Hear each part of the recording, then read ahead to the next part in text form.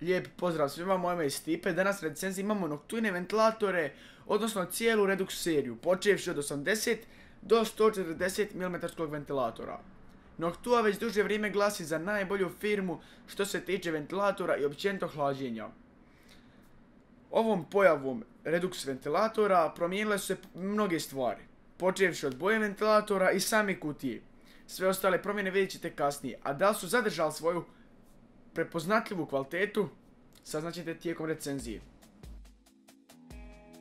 Kutija izgleda jako lijepo, ali pored ventilatora dobijate još samo 4 vide za instaliranje i tako u svim ventilatorima.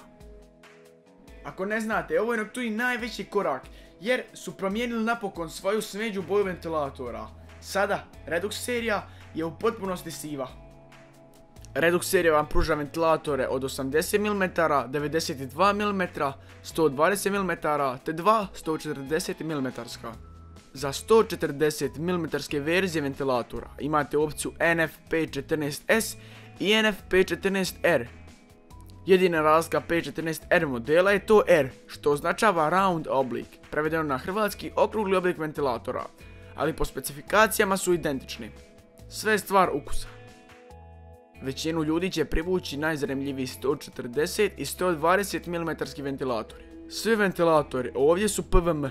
Da pojasnim, svaki ventilator dolazi sa kabelom na 4 pina, što znači da ćete sami putem softvera moći kontrolirati brzinu i samim tim buku ventilatora, što morate priznati je velika prednost.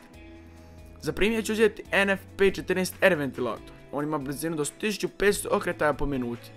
Na toj brzini stvarat će buku od 25,8 dB, a vi okretaje možete sniziti do čak 450 RPM-a. Smanjenjem brzine naravno smanjit ćete i buku, tako da sad znate ukratko kolika je prednost PWM konektora.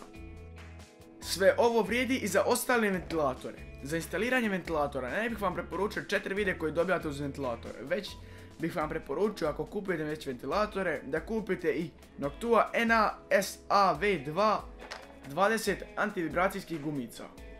Uz pomoć ovih gumica vibracija se neće prenositi dodatno na kućište.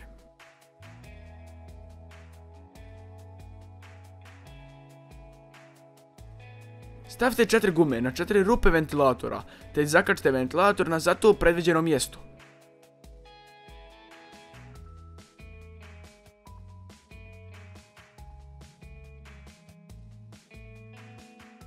I samo spojite još kabel i ventilator je instaliran. Noctua je napravila veliki korak i ponovno je pokazala svoju moć. Samim tim promijenili su izgled i boju ventilatora. PWM konektor, tih i brz rad, te sve to po pristupačnoj cijeni. Na temelju svih ovih činjenica mogu vam definitivno preporučiti ove ventilatore za vaš build. Moje ime je Stipe, hvala na odgledanoj recenziji. Vidimo se u nekom drugom videu, do tada pozdrav!